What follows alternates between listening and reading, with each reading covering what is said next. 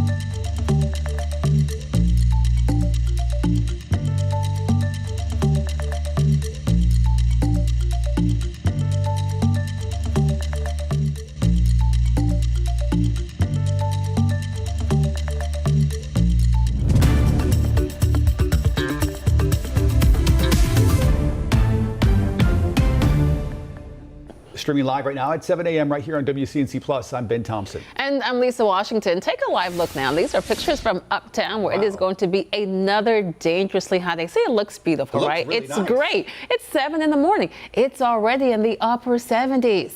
And it's not just the heat, it's also the humidity. And of course, with this heat, Duke Energy is now asking customers to reduce their energy use during peak hours to avoid blackouts. That's from 3 p.m. to 8 p.m. They recommend doing things like your laundry either in the morning or after dark and raising your thermometer to the highest comfortable setting, your thermostat, I should say. They also say to avoid prolonged use of your oven and turn off any appliances that aren't necessary, plug-ins and lights, because all of this will help lessen the demand on the power grid and avoid those potential power outages. This heat has everybody on alert. Chris can tell us more about when we're going to get a break for this. Because Chris, I mean, we've talked about it for several days about a heat index. That's still a big issue. But I mean, just the real temperature is going to be pushing 100. Yeah, yesterday was at 98 and it felt like 101 and you could feel as much as 105. But realistically, when you're feeling like it's above 100 or near 100, it's just plain old hot. Yesterday probably wasn't your favorite day that we've had so far, unless you love this sort of thing. Then you have an even better day for you today. And that dew point, if it was higher, because sometimes they can drop during the afternoon, we would have been well into the like 108, 110 range. That would have been more of an extreme warning. But luckily, we are a little bit on the drier side relatively. Now, but still going to be a humid afternoon. Do not get me wrong. It's just not going to be an extreme heat warning, as some of our friends off towards the east are under. The orange color, that is the maximum heat index, potentially getting up to about 105 to 109 across the area. I think we're close to about 105, 106 briefly. That's just plain old hot, so stay cool, everybody. Right now, 79 degrees is the actual temperature. It now feels like 82 to start off the 7 o'clock hour. That is substantial. And this evening and the morning will be the muggiest and most uncomfortable parts of the day, even though it'll feel much hotter a little bit later on. If you were out yesterday evening, boy, were you feeling it. It was super soupy. A splash pad is a great idea for today. We went there with JT yesterday at a blast. And then 100 to 103 degree real feel is what you can expect from 11 a.m. till 2 p.m. and feels much hotter after that. I think this is really the sweet spot. However, make sure to apply that sunscreen because the peak UV index, the peak burn, especially if you're fair skin, is noon to 2. Really extends about 11 until 3, but noon to 2 is the absolute peak. As far as the peak heat index, usually hits when we have a high temperature. It's right around 5 p.m. That's where we hit that 101 yesterday. We did that for about an hour or two. I think it was 2 hours exactly. And yesterday hit 98, as I mentioned. Today, 100 degrees. If we do not hit 100, we're going to have to probably wait until July for it to happen again because we are cooling back to a little bit closer to where we should be for this time of year. But 100 is not something that we do all the time. Now, this seems like a big number, but not when you really stack it up for how long we've been doing this. The number of 100-degree days we've had in Charlotte history is 139, but that goes all the way back to 1878. So we're talking about over 145 years of record keeping, and a lot of those years we had anywhere from 5 to 10 100-degree days. So it doesn't happen each and every year. It's actually more likely that you don't hit 100 degrees during a given summer, but today we have a solid shot to do it. We also have a double threat for a weather alert tomorrow. Today, weather alert for the heat. Tomorrow, we actually introduce the storms. Sometimes the days where it's super hot and humid, this is a perfect recipe for some storms if you add the last ingredient, some lift, and that's exactly what we're going to see. A little trough will try to jump things up in the atmosphere. Our heat indices, though, after tomorrow will start to come down. I still think you have a chance to hit 100 plus. We have removed Thursday as far as the weather alert criteria. We might move it back for a storm potential, but as of right now, not going to be the case. But tomorrow, 97 degrees, still feeling like the triple digits. The only thing that's going to temper this warm up is that storm potential, where it's actually going to become cloudier a little bit earlier than what we've had over the last few days. And those storms actually become decently widespread. Check it out. Here's 6 a.m. Nothing really happening at that point. Maybe a light rain shower, very spotty. Our first signs of storm pop up between about noon and 2. Look at those storms really starting to flourish. This will give us some flash flooding potential, some gusty winds, some wet microbursts be a good possibility, winding down through the evening, and we'll do it again on Thursday. So what a trend. Coming up, I'll let you know when we actually have a break from the heat and how cool our coolest day is actually trending. But first, we have to hit the roads. Majestic, how's it going? It's going pretty good. It's a beautiful start to the day. I think at least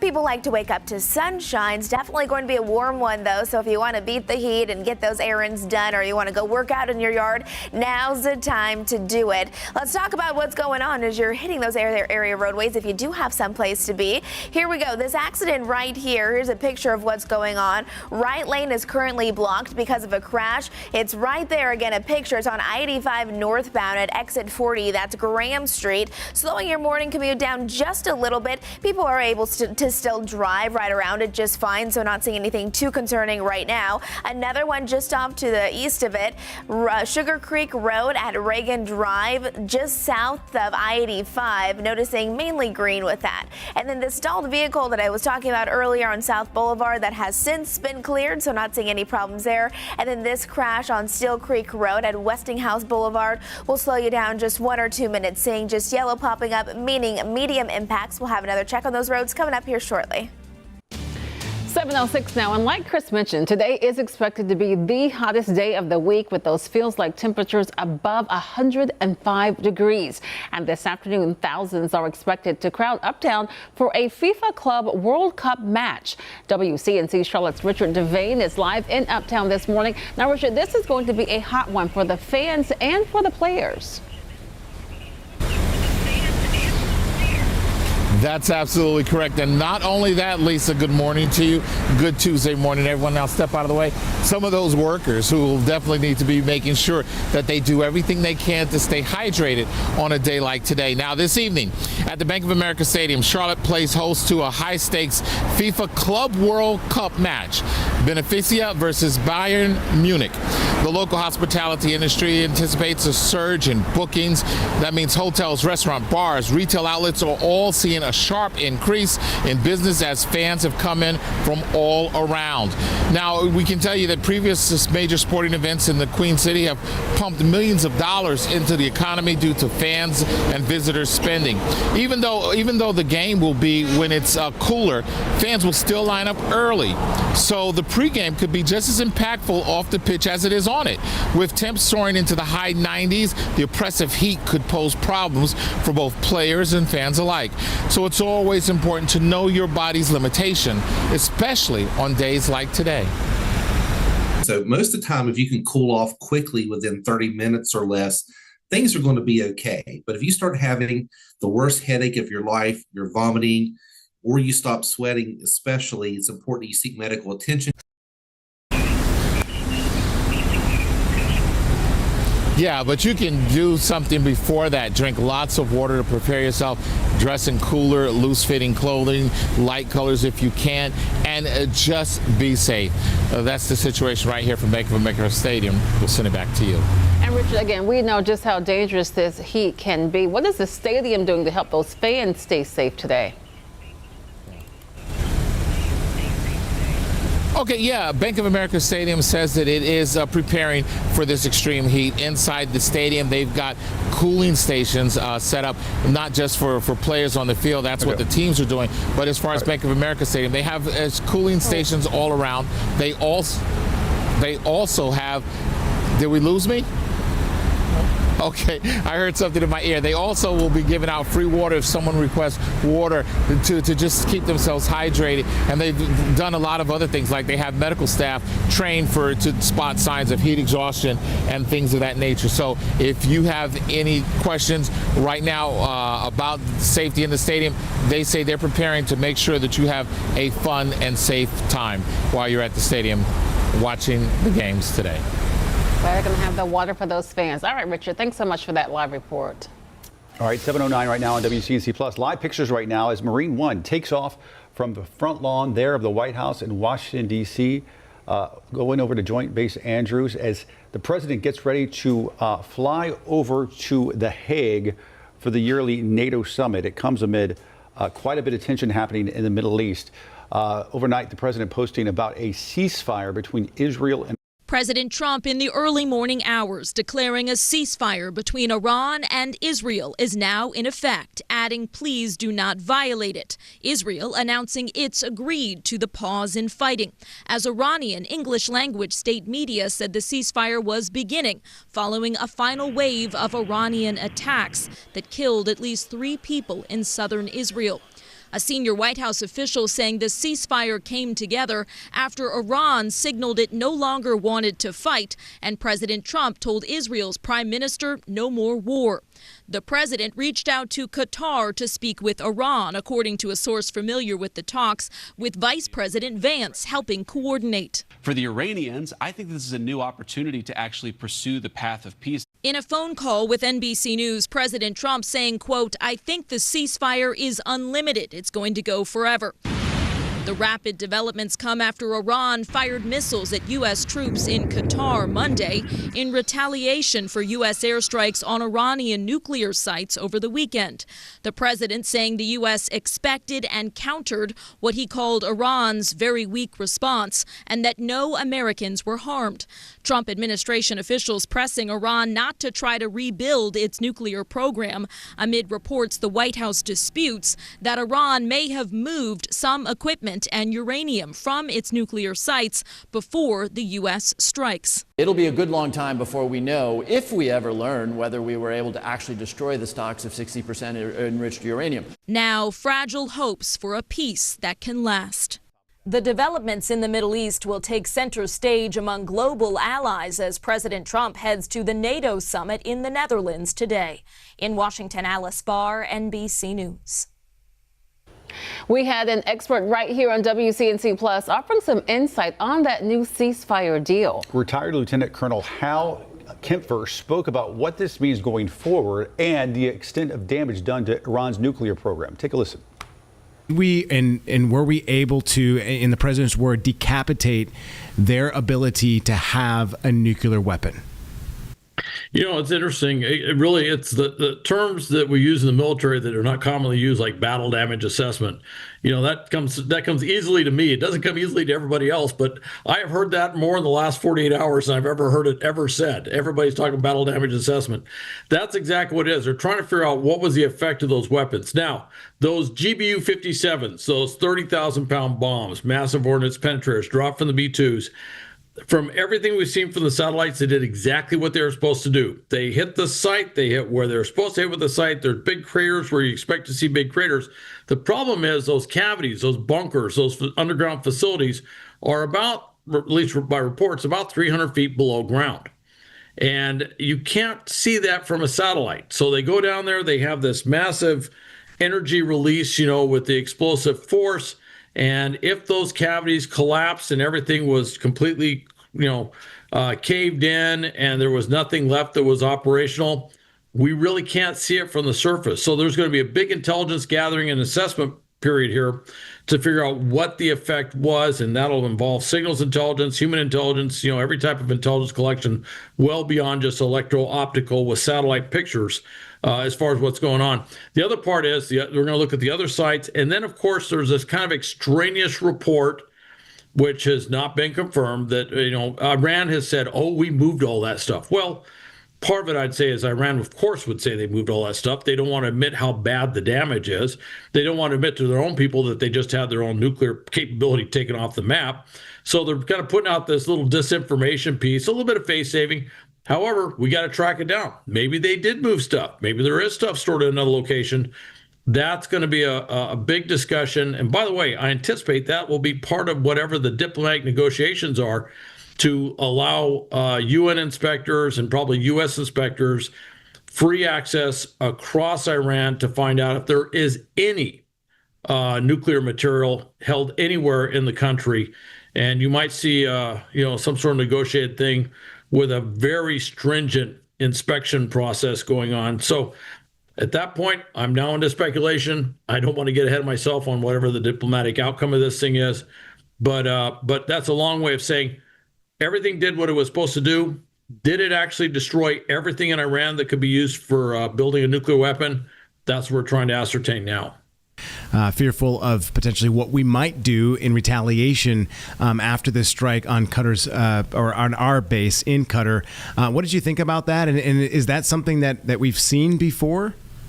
I think the term we're talking is a performative strike is what I'm hearing. Basically what it is Iran had to retaliate. It's really for their domestic audience, and of course they claim, oh, it was a devastating attack, blah blah blah blah, all the stuff that goes out there. They shot 14 missiles. Interesting, at least that's according to the president. I've heard variations on that, but 14 are the exact number of these massive ordnance penetrator bombs that we dropped in Iran. So I found that number rather interesting, that they did 1 for 1. For every big B-2 drop bomb, they launched a missile. But they had coordinated with the Qataris in advance to say, hey, we're going to fire these things in. Want to let you know when they're coming, and so you can be ready. They apparently have back-channeled, and I say back-channel, and I say it carefully, because when the President of the United States comes out and basically says they back-channeled, I don't know if it's really a back-channel anymore. It's pretty much a channel at that point. And part of it was they had to retaliate. They felt they needed to retaliate. They had to save face, so to speak, but they didn't want to cause any casualties. We had evacuated our aircraft earlier, by all reports. Our people were all hunkered down, in bunkers, awaiting it, and nothing happened. One bomb they let one bomb through, one missile through, because it wasn't going anywhere.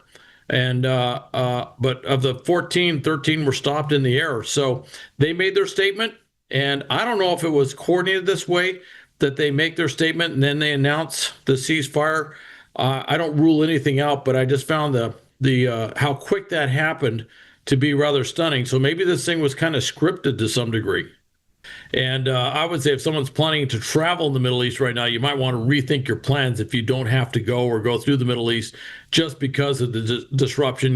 Let the ceasefire really take effect, and make sure that air traffic is flowing smoothly. Those are huge hubs. Doha, Dubai are massive air hubs. And so I'd say you need to look at that. But the other part too is we're going to see how this plays out. I mean, there's a lot of things where this could go sideways. It wouldn't take much. And so everybody's going to watch this closely. But what's very interesting is there's a lot of pressure. All the countries in the region, but I think all countries in Europe and elsewhere are really behind this. And I think Iran, they were kind of running out of steam. They didn't have much left in inventory. So there's a lot of reasons why Iran may find a way to make concessions now that they couldn't have made, say, a day or two ago. And that was retired Lieutenant Colonel Hal Kemper speaking about the ceasefire. Remember, you can watch this entire interview anytime right here on WCNC Plus. Make sure you tell your friends to download it for free. As we brace for near record temperatures today, new video this morning shows just what the heat can do. Take a look at this. It is so hot in some states that some roads are buckling. This is video from Iowa and South Dakota. What happens when temperatures reach extreme heat and the gaps in the pavement just aren't big enough to handle that expansion. The two segments then butt up against one another, causing a large ridge in the lanes of a road. Now, this can cause some serious damage to cars.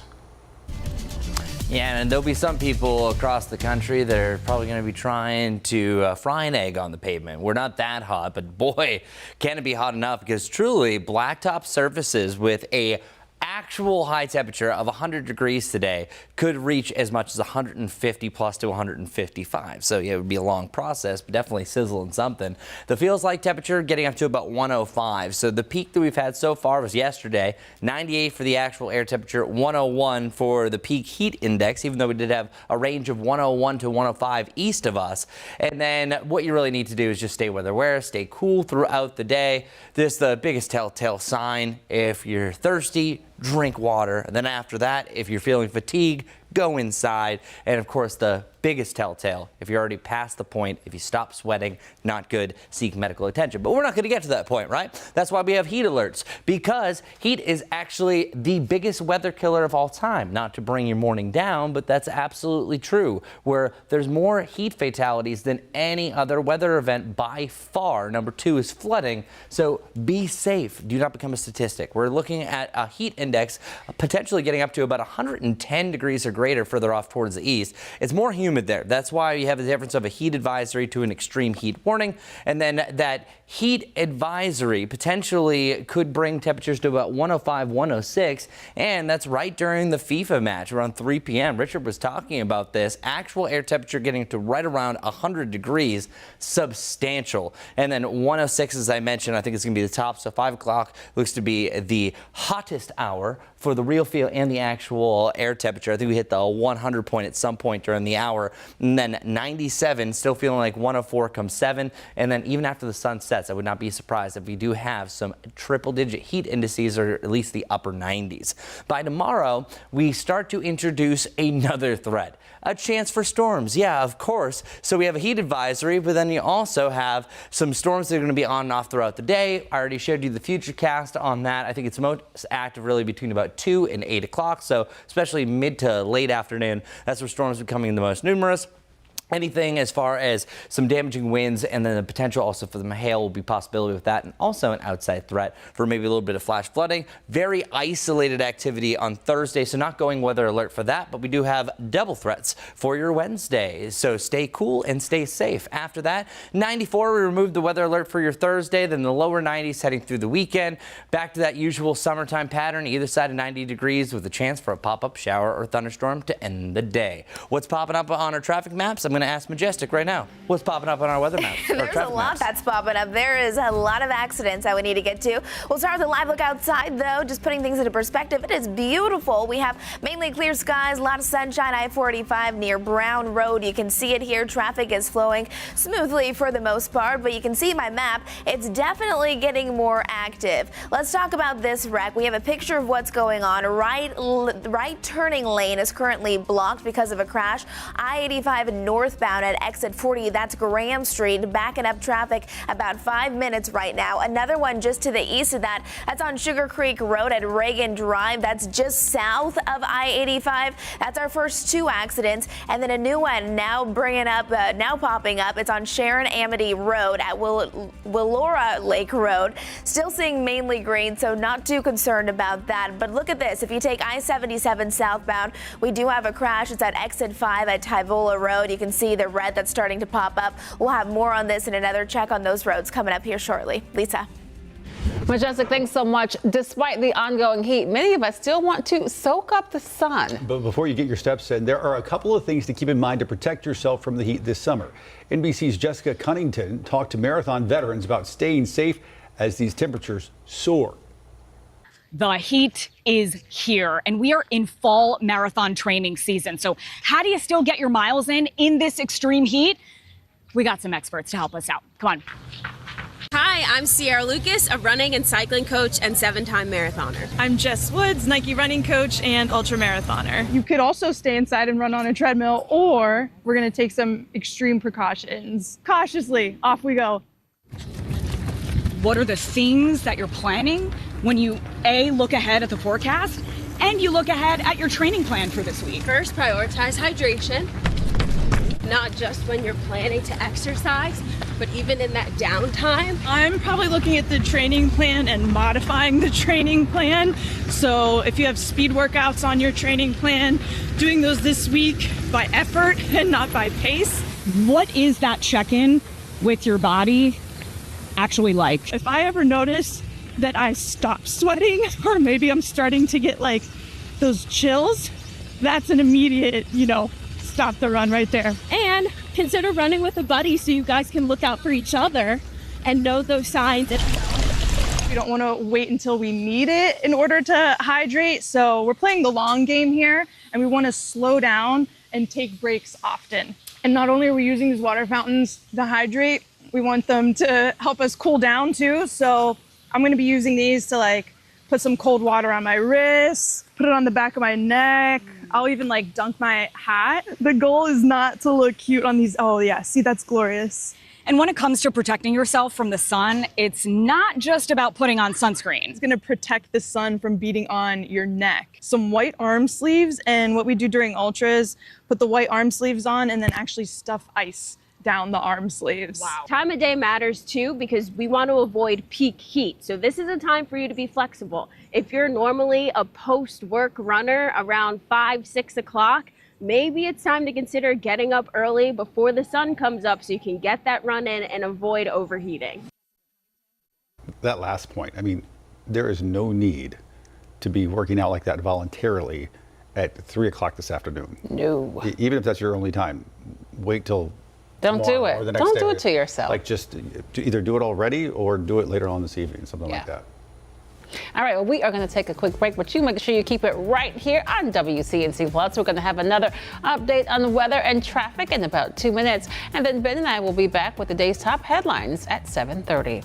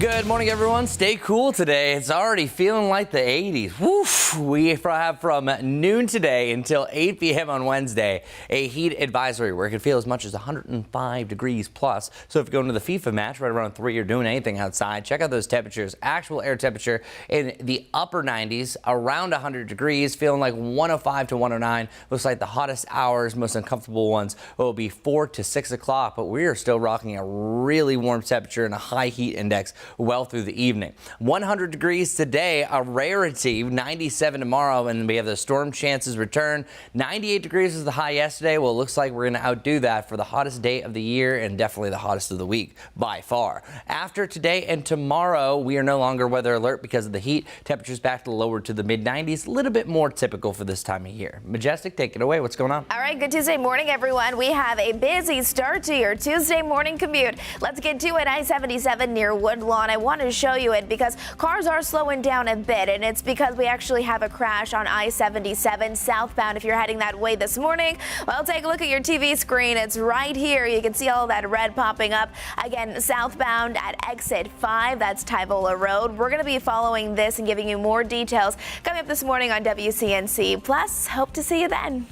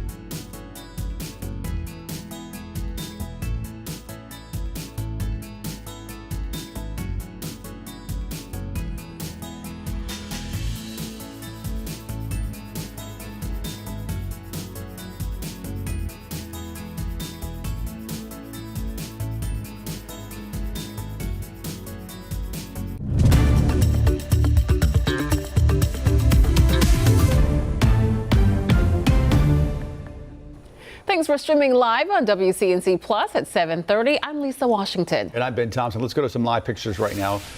Over Charlotte this morning. This looks like I-77, I believe. I'm not sure, but take a look. The traffic moving nicely and shaping up to be a nice morning out there, at least in this live picture. But then you take a look at the temperature in the lower hand right side of your screen.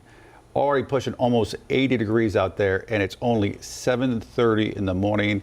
Expected to get up to 100 degrees today with the heat index around 105. That's very, very hot. Now, while some say this is on par for the Carolinas, others wonder if it's normally this hot this early into summer. Meteorologist Becca Birdsall dives into the numbers. Summer just cranked the thermostat to broil. A major heat wave is scorching the Carolinas, and Charlotte is on track to hit 100 degrees this week for the first time since last July. Now, that's not your average heat. In fact, 100-degree days don't happen every year in the Queen City. Since records began, Charlotte has only hit triple digits in 45 summers. That's 31% of summers hitting 100 degrees plus. The average date we get there in those summers is July 11th. But the earliest Charlotte ever hit 100 was June 3rd of 1895. So if we reach the century mark this early, we're ahead of the summer curve by almost 3 weeks. Charlotte's longest heat streak of 100 degrees plus days was 5 in a row back in July 1986. But we've had multiple 3- and 4-day runs at or above 100, including as recently as 2015 and 2012. If we include 95 degree plus days, things get even hotter. The longest streak was 18 days, also in July of 1986. And even the mountains are feeling the heat. Up in Boone, where summer usually feels like spring, today's forecast called for a high of 88 degrees, which would tie the record of 88 set in 1998. The normal is 77. Boone's all-time high is 93 degrees back in 2005. Fun fact, Boone has only hit 90 degrees in 6 summers since 1980, and only 15 summers have even reached 88 degrees or higher. That's basically 1 in 3. So if it feels like your mountain escape isn't offering much relief, it's not your imagination. From the Weather Impact Team, I'm meteorologist Becca Birdsall. Interesting information there. Now, as we track this heat, a reminder that you can catch live forecasts all day long right here on WCNC Plus. And every weeknight at 6:30, that's when we have a half hour that is devoted entirely to the weather that impacts you. You want to learn more about this heat and what we can expect, what it feels like temperature versus the air temperature. Just tell your friends to download WCNC Plus just as you have and start watching for free. All right, let's bring in Chris. Chris, all right, you're the messenger. Try not to fault you, but it's hot. I know, like the one escape I usually have isn't much of an escape. Now, the good news is there are certain parts, like outside of Boone, that are a little bit cooler. So this is actually Banner Elk's forecast, only feeling like the lower to the mid-80s. So not too bad for today. So some good news there. There is a slight chance for a pop-up shower or a thunderstorm. Real quick, bounce back NC High Country. So they send us a lot of great photos and things like that. They want people to come up to the mountains. So especially when it is hot, it is usually a nice escape. Just not really so much today.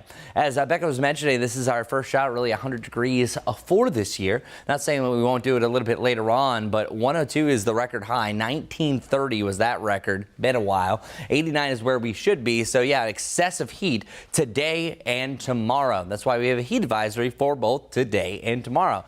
That area pink to the east, that is actually a extreme heat warning, and the reason why that Raleigh is under that compared to us, one is going to be a couple degrees hotter, but then 2, it's actually a little bit more humid the further east that you go. So this is a good shot to feel over 110 degrees. Yikes, which is a rarity here in Charlotte for us to ever feel that hot. Our peak heat index is 106 for today. That is still extreme. Actually, that is the hottest that we felt all of last summer. If we do that in June, that's a testament of where we're going this season. 104 for the peak for your Wednesday, and then 101 on Thursday. Again, these are the peaks. So this is the hottest you're going to feel, realistically feeling like the lower 100s most of the afternoon, as our high temperature is getting close to 100 degrees. Even if it's 99 and we miss that hundo mark, it's still feeling like at least 103 and 104 by the end of the afternoon. But it's always a rarity to see that 100 mark. For these graphics, by the way, a lot of these aren't designed to have the 100 mark, so I've had to shrink a lot of text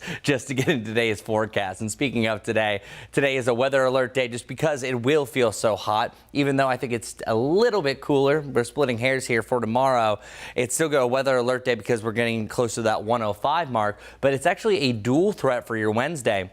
Wednesday will feel dangerously hot, but there's also a chance for severe storms. Now, the storms could help suppress the heat a little bit by the end of the day, so a double threat for your Wednesday. After that, temperatures in the lower to the mid 90s. You can see that 20 to 30% chance for a pop-up isolated storm to end each day. Each of those days are also going to be humid, feeling still like the upper 90s, so welcome to that extended forecast. At least 92 now. When you hit 100 or close to, it's going to feel fantastic, Majestic. So something to look forward to, right? I think it's all going to feel pretty hot at this point, but today extremely hot.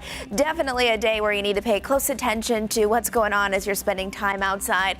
Here we go. I-77 near Woodlawn. You can tell it is an absolutely gorgeous start to the day. More cars out on those area roadways as people are heading out the door, perhaps heading off to work or running errands to try to beat the heat. We have multiple things going on. This one is probably the most impactful. It's a crash on I-77 southbound, though, and it's at exit 5. That's Tyvola Road, so that's going to back you up just a bit there. I-77 just generally moving very slowly at this point in the morning, typically every single day. This crash, we have a picture of it. It's a right lane that is blocked because of it. It's on I-85 northbound at exit 40. That's Graham Street, so delays are running about 5 minutes there. And then another crash just off to the east of that. That's at Sugar Creek Road and Reagan Drive. That's just south of I-85. Another one as we head again is south of Charlotte. A crash on Still Creek Road on Westinghouse Boulevard. You can see the oranges and the reds popping up there, indicating that you're going to have some delays for your morning commute because we do have a lot going on this morning. If you're coming in from Gastonia, now it's going to take you 40 minutes to get you into Charlotte and about 27 if you're coming in from Belmont. We'll have another check on those roads coming up here shortly. Majestic, thanks. Overnight, city leaders deciding to crack down on street vendors in NODA. It means new rules and bigger fines. And if it works, the new rules could be coming to your neighborhood. WCNC Charlotte's Destiny Richards is live this morning with a closer look at what this means for one of Charlotte's most popular neighborhoods. Destiny, good morning. Good morning. These changes could be coming to NODA as soon as next month. City leaders last night just gave the green light to a pilot program that would bring more structure to street vending. Now, under these new rules, street vendors in designated areas of NODA will need a permit and clear identification at their stalls to operate. The annual permit fee is also going up from $165 to $350, and violators could face fines as high as $500. Vendors have raised concerns about losing income or being pushed out, so City Council agreed to keep most initial fines under $100 to make the program more accessible. The city says this is about striking a balance, preserving NODA's character while addressing growing concerns about safety, crowding on sidewalks, and vendors operating without oversight. This was never about an attack on the street vendors, not at all. It was about ensuring that we have a safe environment in a historical part of our city that has infrastructure that is, I would say, quaint and dated.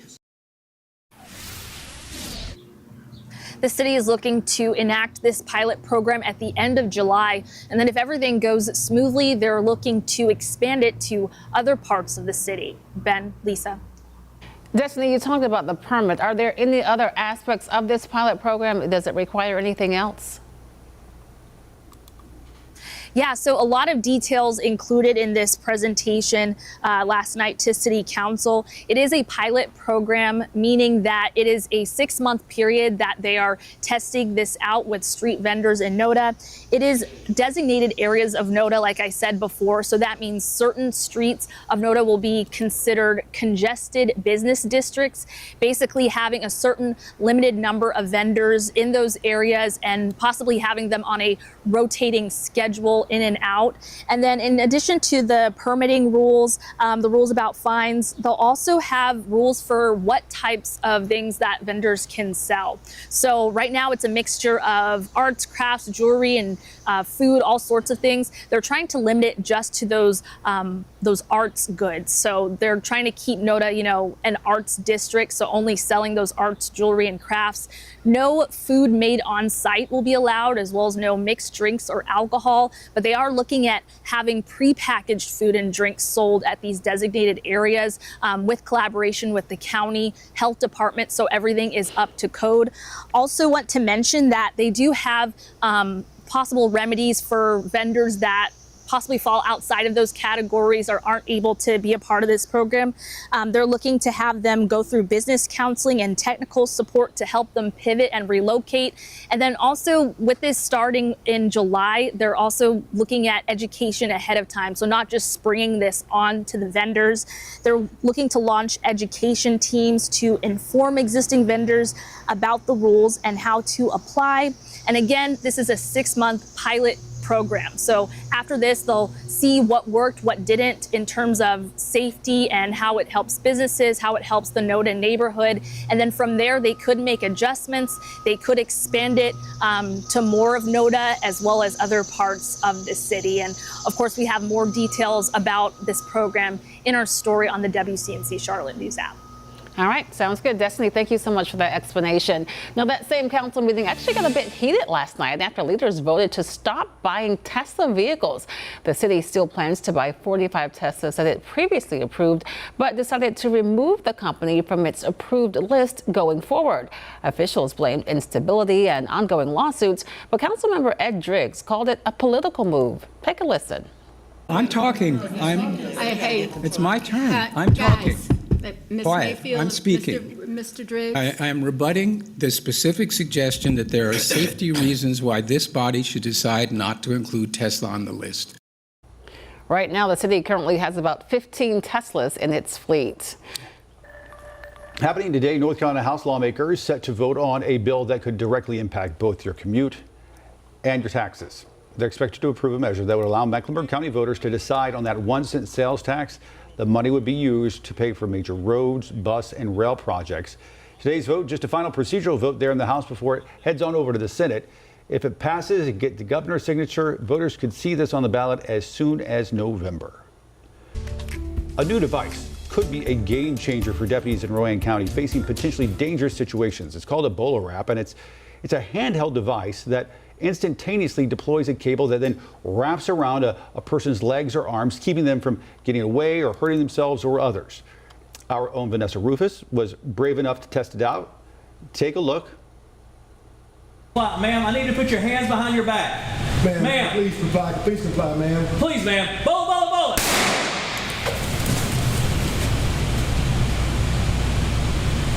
There you go. Sheriff Travis Allen came in on WCNC Plus. You can see it wrapped around her knees there. He said he would envision this using in a non-violent situation. He says it would avoid having to use force and other tactics that might injure a person or the deputy. It's another tool that we can use as law enforcement to de-escalate that situation with literally a reduced risk to the individual and a reduced risk to the officer themselves. Again, it's another tool. It doesn't replace the firearm. It doesn't replace the taser. It's used in conjunction with our other tools. Something that is not really considered a use of force and a de-escalation tool. In other words, this tool is used before it gets out of hand. It's used before it becomes to a use of force situation. It's something perfect for that individual that's either having a life mental health crisis or maybe a withdrawal from a narcotics. They're not thinking correctly. They're not thinking right. While they're not being violent, they're just not being cooperative. This is the perfect opportunity to go ahead and use it. You're not waiting for any scenario or any perfect situation. If you've got that person in mental crisis that I've got to take this person to the hospital. They have to get medical treatment. They have to get help. How do I do that without hurting them? How do I do that without hurting myself or another deputy? The BolaWrap is a tool that is possibly an answer to one of those questions. Now, a representative for BolaWrap who joined us on WCNC Plus Said that since the device uses small barbs to secure the cable around a person's body, there is a potential for a small pinprick, but that's basically about it. You can see our full conversation right here on WCNC Plus under the watch section. I mean, you know, kudos to deputies and officers out there. Yes. They never know what they're going to encounter. They never know what they're going to face. Correct. Oftentimes they don't want to escalate a situation to use force, right, like a taser or something like that. So maybe this is something that can help them get a situation under control and still not hurt anybody. Especially in a non-violent situation where they want to obviously be in control of the situation. This is a way to make that hopefully a little bit easier. 7:45 right now here at WCNC Plus. And more help could soon be on the way for families rebuilding after Hurricane Helene. The North Carolina Senate approved $700 million in a recovery package. $480 million of that will go towards urgent needs. We're talking about things like rebuilding roads, bridges damaged by the storm. This latest round of funding brings the total storm relief to more than $2 billion. It is now up to the House to give the final green light. After months of detours and delays, drivers in Western North Carolina finally getting some relief nearly 9 months later after Helene. Officials say a temporary access road between Chimney Rock and Bat Cave is open this morning. The new temporary road will make it possible for permanent repairs and is expected to have minimal impact on local traffic. And there's more relief on the way this morning for drivers. We're now learning that crews hope to reopen Interstate 40 at the state line with Tennessee by July 3rd. It's a pretty quick turnaround. The road has been shut down for nearly a week after a major rock slide and flooding. 7:46 now, time to connect the dots. That's when we make the news make sense. We are weather alert this week because of the dangerous heat. And if you want to exercise outdoors, it could do more than just burn calories. You may want to think twice before exercising outdoors in the heat. Let's connect the dots. Deciding when it is safe to still lace up the sneakers and work out is more complicated than you might think. According to the Washington Post, the consequences of a too hot workout can range from feeling thirsty to death. When it hits 95 degrees, you should think about moving inside. But the numbers on the thermometer are not the only thing you should be looking at. The other big factor is humidity. When there is a lot of moisture in the air, it is harder for your sweat to cool your skin, making working out even more dangerous. So what are the warning signs? According to the experts, you should watch out for a headache, increased thirst, and muscle weakness. And also be aware that some medications can make it harder for your body to regulate temperature. So talk to your doctor if you're unsure. And that's connecting the dots. Right now, Mecklenburg County has resources available to help get people out of the heat. So if you know somebody who might be exposed for a long time or might not have access to air conditioning, take down this information. It could be really helpful to them. Cooling stations are now open around the county. The roof above their center is open from 8:30 this morning, so opens about an hour from now until 4 o'clock in the afternoon. Block Love Center opens at 10 this morning, goes till 7. And then the Relatives is open for young adults. That's starting at 9 this morning up until 5 o'clock today. Recreation centers and spray grounds are also going to be available for people who need it. And Charlotte Area Transit will provide free rides to all of those locations. You can find a full list of locations and their hours we just went over right now inside the WCNC Charlotte mobile app. Scan the QR code there on your screen and then click on the story in our featured section. So some of you might be dreading that summer is here, especially when it's this hot. But the good news is, on average, even during the dog days of summer, the middle of July usually averages about 91 degrees. Which usually a typical 7-day will be anywhere from 89 to maybe 93. So this is exceptional. So this is not going to be the norm, luckily for us. Many more heat advisories are going to be a possibility, though, especially since how warm we have trended for April, the May, now through June. Noon to Wednesday is where we have to just be weather alert because of how high those heat indices are going to be. And you might be wondering, well, why through the overnight? That's not dangerously hot to triple digits, but we don't really cool down too much, where we're still rocking the 90s for a real feel for an exceptional amount of time. The further east that you go, we don't just have a heat advisory, it's actually an extreme heat warning. And the reason why, it's a lot more humid there. This is nutty. 80 degrees for a dew point is gross. You talk about air you can wear, how you don't like it now. That is off the charts. So this really shows that 80 degrees, if it hits even 90 degrees, is well going to get to about 110 degrees. That's just absolutely exceptional. It's even really humid up in the mountains. So just letting you know, it's really extreme dew points further east you go. For us, our numbers are actually going to trend a little bit down, which is still going to keep it hot. Don't get me wrong. But instead of feeling like 107 plus, I think we're a little bit close to about 102, 104 most of the afternoon, but we could spike to about 105 to a 106 by day's end. Also more of a mix of cloud and sunshine. If you're going to the Ghost Peppers game, taking on the Rockers, well, check it out. The game starts at 6:30, so it's going to be a hot seat, and then it could still feel as much as 97 degrees by 10 p.m. So that's how crazy our heat indices are going to be, that it still feels like the 90s throughout this evening, so there's really no break. Tomorrow's a double threat, so we're extending our weather alert day for tomorrow as well. We have a heat advisory, number 1, goes until 8 o'clock, but you also have a chance for severe storms, so a double duo. And breaking that down a little bit more for your Wednesday, we have an isolated large hail chance, a near zero risk, and then we have for tornadoes, and then we have wind gusts up to about 60 miles per hour. There'll be a possibility, so let's slow it down for you. Slight chance for rain in the morning, most likely you're staying dry. First storm could pop up as early as noon to 1.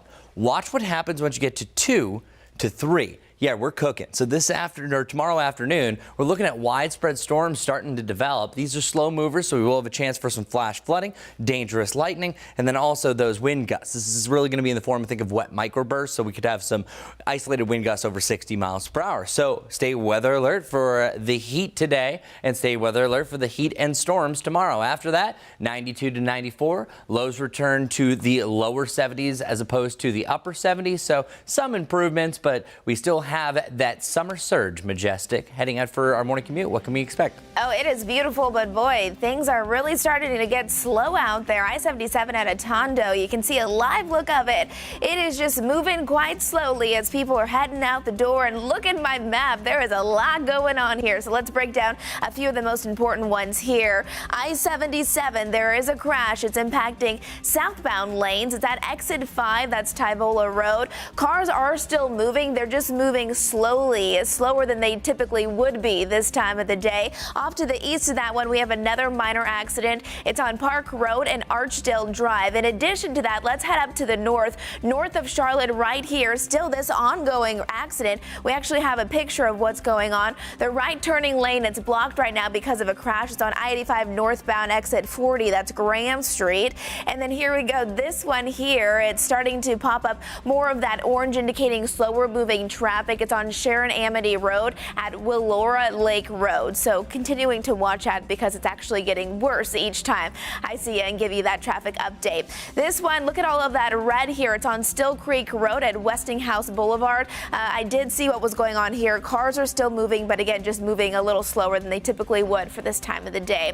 I-77, there's a live look outside. It is a busy start to our Tuesday morning. It is gorgeous, though. We'll have another check on our area roadways all coming up here in just a few. Hi, this is Larry Sprinkle. Time for our Tuesday Tail Wagger along with our friends at Animal Care and Control. This time last week we featured Hazel. That sweet dog is still there. Well, maybe she'll find a home this week. Let's bring on today's Tail Wagger. The big guy, his name is Mitch. Mitch is about 3 years old. He is a bulldog mix. This is a great dog. He's house trained, crate trained, knows commands, and is treat motivated. So look at the fellow right there. Be a perfect member of your household. Probably better if he's with older kids. And the only dog in the house, his name is Mitch. He's available today at Animal Care and Control. Call 704-336-7600 to set up an appointment. They're open Monday through Friday, 11 a.m. to 7 p.m. On the weekend, Saturday and Sunday, 9 a.m. to 5 p.m. Take a look once again. His name is Mitch. He's about 3 years old. The big guy is available today, and Mitch is our very special Tuesday Tail Wagger.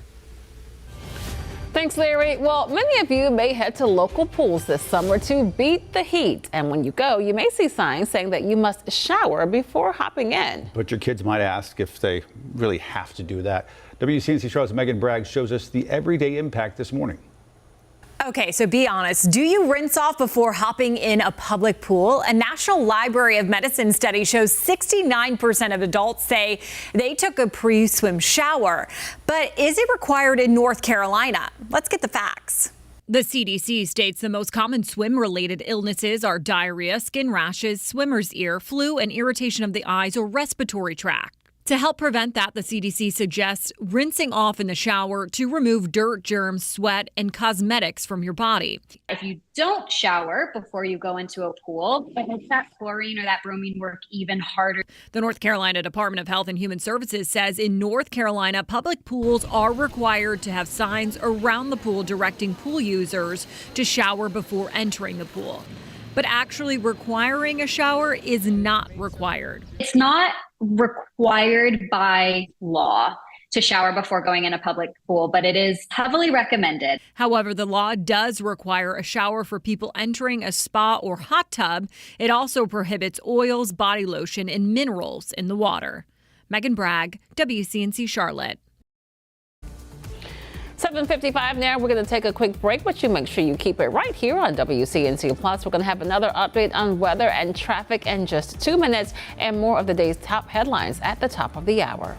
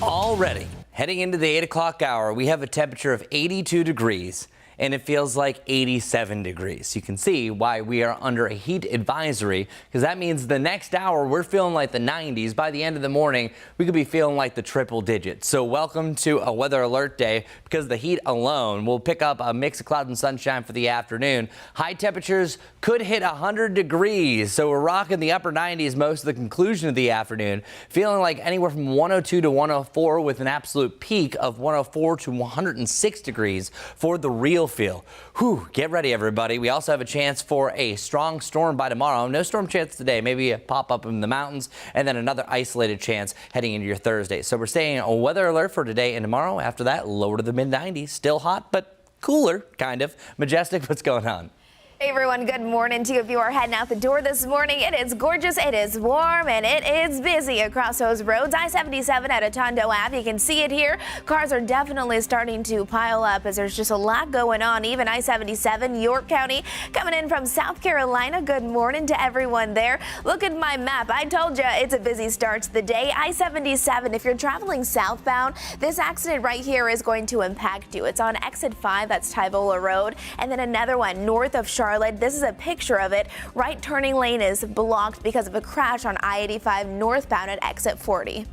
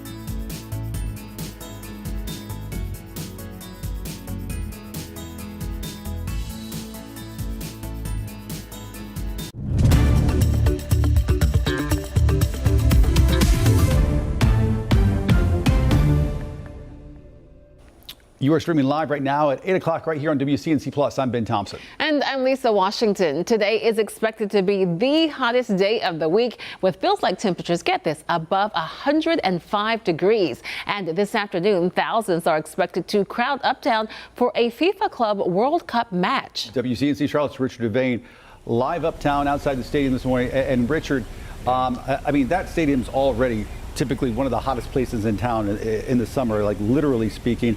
And with this game this evening, you've got that, I guess it'd be the eastern side of the stadium where people are going to still be really exposed to that sun. Especially depending upon which side of the stadium you sit on, Ben. That's absolutely correct this morning. Good morning to you. Good morning, Lisa. A good Tuesday morning, everybody. Yeah, we're talking about Bank of America Stadium. And as you know, when that sun gets up there, even in the afternoon, it's going to be pretty hot. And folks will be gathering outside the stadium all morning, just waiting to get into this big match. And so they all need to be very prepared for what's to come, including those heavy temperatures, those hot temperatures. Now, this evening at Bank of America Stadium, that Charlotte will play host to that high-stakes FIFA Club World match, Beneficia versus Bayern Munich. The local hospitality industry says they've seen a surge in bookings. Hotels, restaurants, bars, retail outlets, all have seen an uptick in folks coming out, and sales, of course. That's good news for our local economy.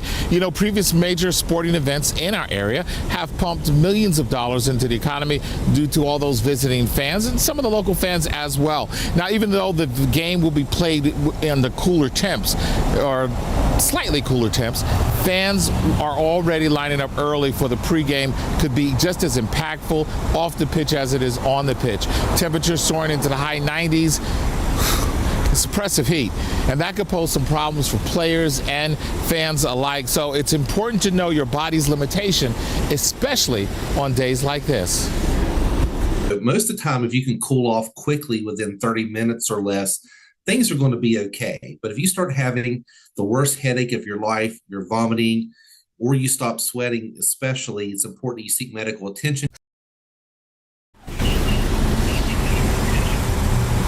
Yeah, that is a good idea to seek attention, but we don't want you to get to that, so the best thing is to stay hydrated best you can.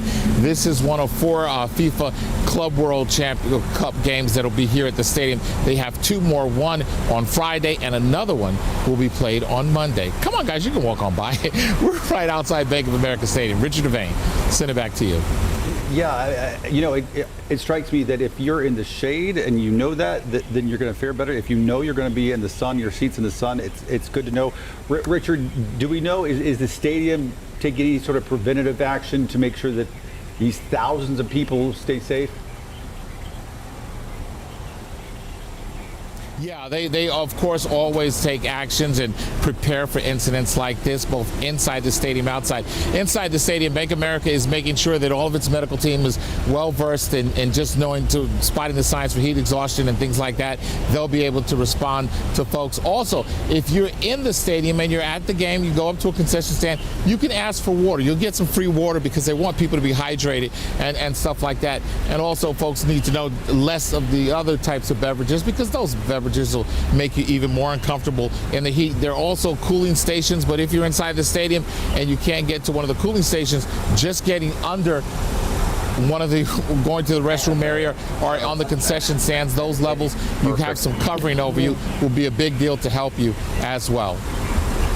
Got to drink the water, got to stay cool the best way possible. Richard, thank you, sir. Appreciate it. All right, let's turn over to Chris Mulcahy. And Chris, you actually have a sort of a illustration demonstrating what we're talking about knowing what side and where your seat is. Yeah, and this is a really good, helpful tool for you throughout the summer for Charlotte FC games. Once we get closer to the Panthers season, the sun versus the shady side. So it's tough to really tell where this is, but if you look on a map or you know where this is where West Moorhead Street is. So if you're on this side, where it's the entrance from West Moorhead Street, this is the shady side. Other than that, all the way up to Graham Street, that's what's on the other side right here, that's full sunshine throughout an afternoon event and a 1 o'clock game for the Panthers. So that means if you were sitting close to the Graham Street, you're going to be feeling 10 to 15 degrees hotter whilst also feeling like 100 degrees plus. This is one thing that we always overlook. I've been mentioning the heat index pretty much ad nauseum for the last 4 hours here on WCNC and WCNC Plus, but you also have to factor in 10 to 15 degrees of the effect of sunshine. So for the match that we were just mentioning, I want everyone to be weather alert for this point. So you're going to get direct sunshine if you're sitting on that side of the stadium. Those in the shade, well, lucky dogs. It's still going to be feeling like 100 degrees plus regardless. The shade at most usually might deduce 5 degrees from the actual temperature, but if you factor in what we were just talking about with sunshine, say up to 15, you could have a real feel in the sun close to 120 degrees here. So I want everyone to be extra cautious during the game. Stay hydrated. I know it seems a little bit tougher at some of the Panthers games, but they will let you bring in a clear bottle. I have seen before. I've gone to a few matches with that. There's just certain regulations there. I believe it's a sealed bottle of water they let you have, and then you can refill it in some spots. But yeah, you got to stay hydrated, especially if you're in direct sunshine, something like this. It's a great event watching soccer, but not when you're directly within it.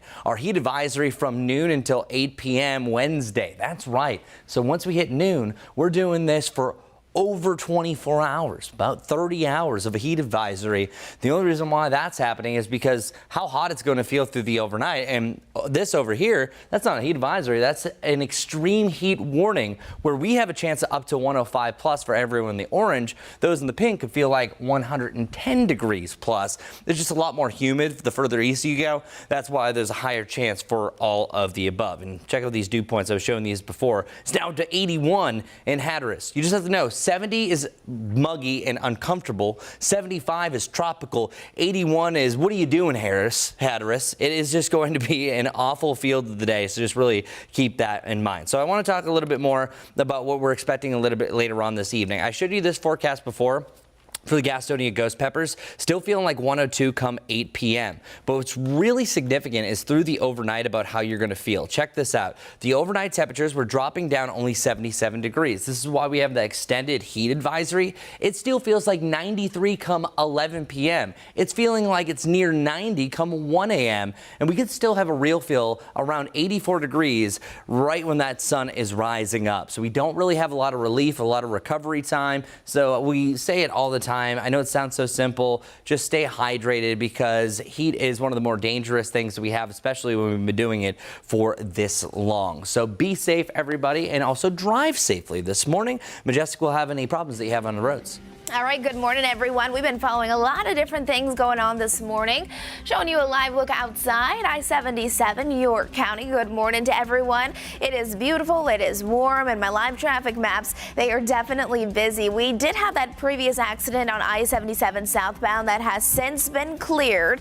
Now following a few minor accidents. This one right here is on Park Road and Archdale Drive. You can see some orange popping up, indicating that traffic is just moving slowly. Traffic can still flow past that accident, but it's just gonna take a couple extra minutes to do that. This one here still not cleared. Right hand turning lane right there is blocked because of a crash. It's on I-85 northbound at exit 40. That's Graham Street. And this one, it's on Sharon Amity Road at Willora Lake Road. Seeing a lot of orange there, so cars are definitely starting to pile up just a bit because of that slowdown. As I'm looking here, it's on Still Creek Road. Another crash here on Westinghouse Boulevard. Seeing those impacts on the northbound lanes. Those are really the ongoing accidents there. Again, not impacting our major interstates, so at least that's some good news. You're going to just need to take it easy as you're heading out the door. There's a quick peek at those drive times. If you're coming in from Matthews, it's going to take you around 30 minutes to do that. Majestic, thanks. We are staying on top of breaking news that just came into the WCNC Charlotte newsroom. A 16-year-old is now recovering after police say he was shot in a drive-by shooting overnight in Monroe. Officers say a group started shooting at two homes on Skywatch Lane. This is west of downtown. It happened just after midnight. Shortly after, that teen showed up at Atrium Union with life-threatening injuries. He was airlifted here to Charlotte and is now in stable condition. No one inside the home was hurt. Detectives believe one of his own accomplices accidentally shot that suspect. 8:09 now, and take a live look. This is in Norfolk, Virginia, that the USS Gerald R. Ford. This is a carrier deployment of nearly 4,500 sailors. They're going to be leaving Norfolk this morning. Now, we should mention this is a regularly scheduled deployment. They're going to be going to the U.S. European Command Area of Responsibility. Again, some live pictures this morning from Norfolk, Virginia, there with the carrier USS Gerald R. Ford. And now let's go to live pictures right now over the White House this morning, where overnight, President Trump posted news about a ceasefire between Israel and Iran. Just moments ago, the president announced both sides have already violated that agreement. Speaking to reporters outside the White House there on his way to Marine One, had some rather colorful language to explain what's going on. Seemed quite upset and frankly annoyed by the way this is unfolding.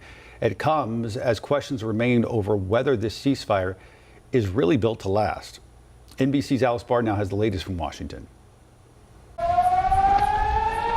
ceasefire between Israel and Iran appearing to unravel almost as soon as it began in the early morning hours.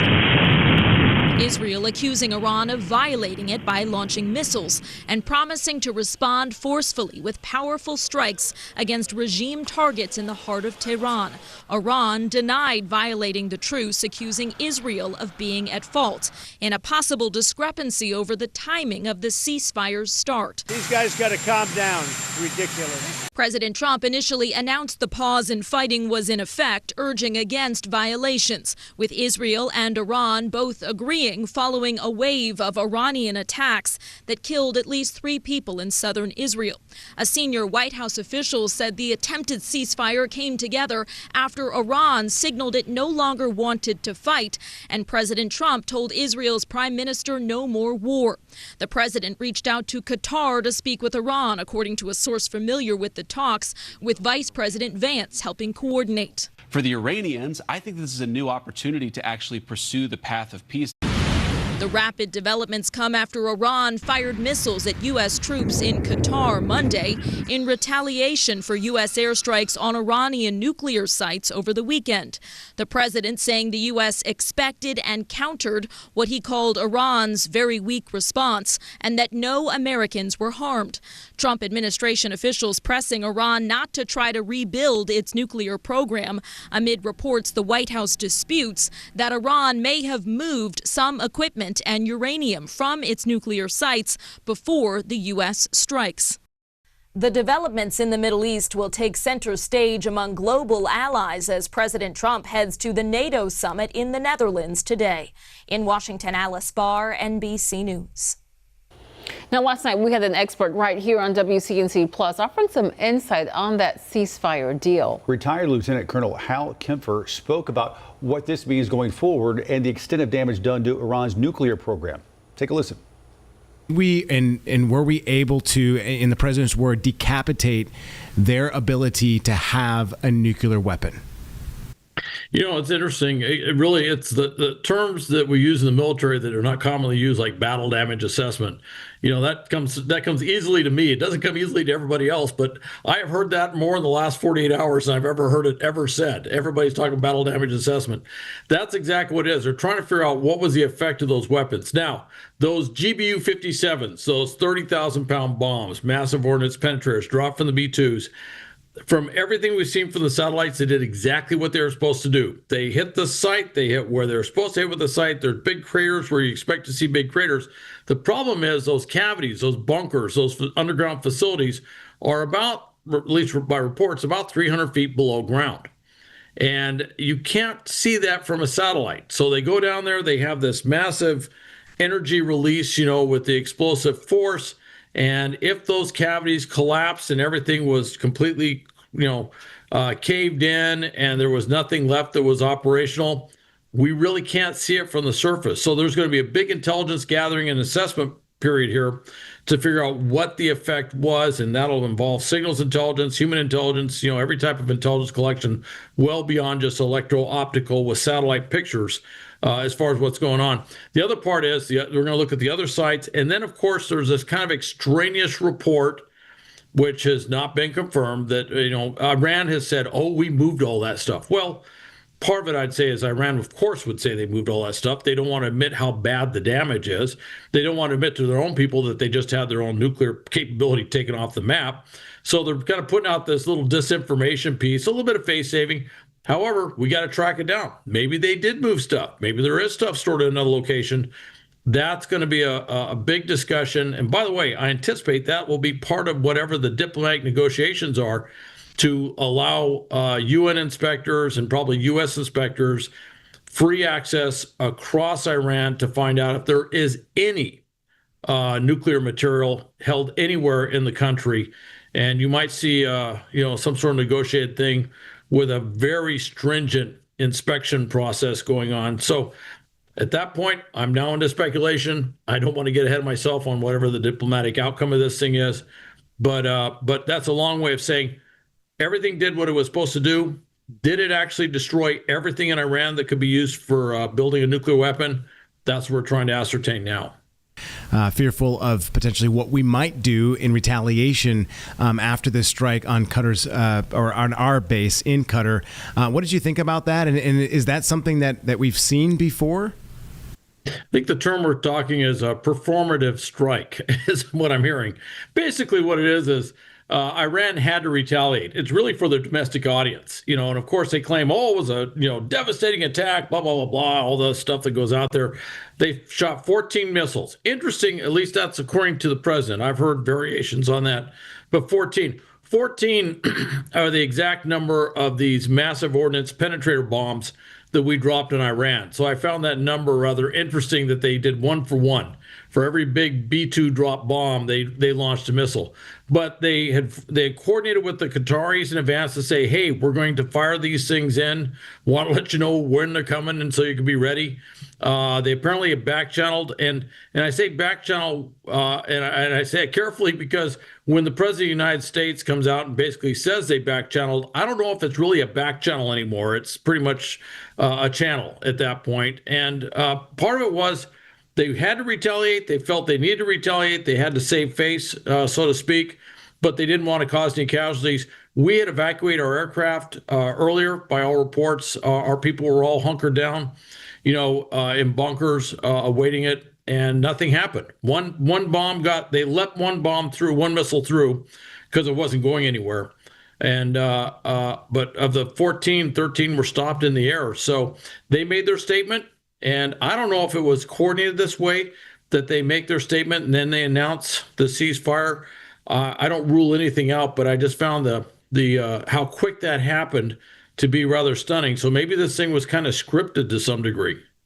And I would say if someone's planning to travel in the Middle East right now, you might want to rethink your plans if you don't have to go or go through the Middle East just because of the disruption. Let the ceasefire really take effect. And make sure that air traffic is flowing smoothly. Those are huge hubs. Doha, Dubai are massive air hubs. And so I'd say you need to look at that. But the other part, too, is we're going to see how this plays out. I mean, there's a lot of things where this could go sideways. It wouldn't take much. And so everybody's going to watch this closely. But what's very interesting is there's a lot of pressure. All the countries in the region, but I think all countries in Europe and elsewhere are really behind this. And I think Iran, they were kind of running out of steam. They didn't have much left in inventory. So there's a lot of reasons why Iran may find a way to make concessions now that they couldn't have made, say, a day or two ago. And remember, you can watch this entire interview right now or anytime right here on WCNC Plus. If you haven't already, make sure that you tell your friends to download WCNC Plus to their favorite streaming device. Of course, that was retired Lieutenant Colonel Hal Kemper speaking last night live on WCNC Plus regarding the ceasefire deal. We should say what you're seeing in the bottom right-hand corner of your screen is a carrier deployment. 4,500 sailors on the Gerald R. Ford carrier deploying this morning from Norfolk. This is previously scheduled. However, we should say it comes amid what is ongoing conflict in the Middle East, and for those sailors, a future that is changing rapidly by the day and by the hour in this current news cycle. 8:19 right now on WCNC Plus. As we brace for near record temperatures today, new video this morning shows just what the heat can do. Take a look at this. So hot in some states, roads are actually buckling. This actually happens. This is a video from Iowa and South Dakota. This happens when temperatures reach extreme heat, and then the gaps in the pavement aren't big enough to handle the expansion, and this is what happens. Two segments then butt up against each other, causing a ridge right there in the middle of the road. As you can imagine, can cause some serious damage to drivers and their cars. All right, let's turn back to Chris Mulcahy. He's tracking this heat wave that we're seeing right now. Today, going to be the hottest day yet. Yeah, and you thought yesterday was hot, right? 98 degrees. We are challenging 100. Could be our first 100-degree high this year, and also the second one we've seen over the last 2 years. Realistically, if we do hit 100, this would only be the third time in the last 9 years that we've had a high temperature at 100 plus around the Charlotte area. So it doesn't happen all the time, so today a rare day. Also, hitting 105 to 106 for a peak heat index is pretty rare as well. Now, here's the thing that's going to reduce this. We're going to lower the moisture value a little bit. This is called dew point mixing through the afternoon. This often happens whenever you have extreme heat. So this will bring the values down a little bit, but I still think we're averaging about 102 to 104 for a peak for most of the area. We will have some extremes about 105, 106, even some to the southeast about 107. So it's true definition of a heat advisory. That means just a chance of those heat indices getting up to about 105 to 109. It's Taco Tuesday, so we'll talk about a silver lining here. However, we're talking about hot tacos, so maybe you want to watch the degree of hot sauce that you're going to put on here, because if you're going to be eating outside, woof, it could be feeling like 102 still up to about 8 p.m. And this verifies because we're about 2 degrees warmer today, and yesterday I checked the heat index and it was still 98 at 8:45. Yep, wouldn't be surprised if we're still feeling like the upper 90s closing in at 9 o'clock after the sun sets. And then tomorrow, we're doing it again. We have a heat advisory today, tonight, and that ends tomorrow at 8 o'clock. But we also add the threat for severe storms. So oftentimes, when you have a weather alert day for heat, if you have something to drive it up, like a trough, the backside of a high pressure system, as we're seeing in this case, that's going to allow for some severe storms. And our severe risk for your Wednesday, isolated large hail is going to be a possibility, but mainly it's going to be those wet microbursts, those stray gusts up to about 60 miles per hour could just drop out from the cloud. And boys, this is going to be a slow moving system. So in the meantime, we're looking at quite the range of those triple digit temperatures. And then we're also going to have a chance for a isolated storm that could be strong to severe on Thursday, but Wednesday definitely stands out from all of the rest. We have 94 degrees come Thursday, and then after that we have the lower 90s back to the mid 90s heading into next week. So still above the average of 89, but at least it's not 100 degrees majestic. So that's the silver lining here. Okay, well, we will take that. We'll be ready for it all. It is going to be a warm and beautiful start to your morning commute. I-85 here at Statesville Ave. Here's a live look of what's going on right now. You can see definitely people are up and at 'em, starting their day, heading off to work, maybe running some errands to just try to beat the heat, although the heat is moving in quite fast. A few things you'll want to know as you're heading out the door. Again, this is our live look outside at I-85 at Statesville, but we do have a couple of accidents that have been ongoing for quite some time now. So one thing I want to let you know about is this one here. Here we go. Back to our maps. There's a lot that are actually popping up there. One that's going to be impactful for you just now popping up. It's just right here, seeing some yellow as we're seeing that slow down. It's on Albemarle Road at Blair Road. So you can see right where that intersection is. There was just a minor accident there. It might slow you down just a few minutes, not seeing anything too significant. And then Sharon Amity Road at Willora Lake Road, still ongoing. That's been ongoing for about an hour now. And then finally, this one here is a crash on Park Road and Archdale Road. We'll have another check on those roads right now, but thankfully no major impacts for our interstates. Majestic, thanks. 8:23 now. With summer in full swing and the 4th of July just around the corner, a lot of us are probably getting ready for vacation. That's right. And according to new research, nearly 2 in 3 people say just the anticipation of an upcoming trip is just as good as the trip itself. The new study finds those who have a trip planned usually feel happier overall. It gives them something to look forward to. Makes sense. And there isn't much we wouldn't give up to go on a trip. In fact, more than half of people say they would give up eating out for a month to go on a good vacation. Sometimes you have to save some money. I stop eating out when I know I'm going on vacation because you want to save some cash, like you said. The music thing, though, I feel like you're just depriving yourself. I don't think I could do it. You don't? I don't know. Well, it depends. If I get that offer in life, don't listen to music to go to Belize. I hate those studies that.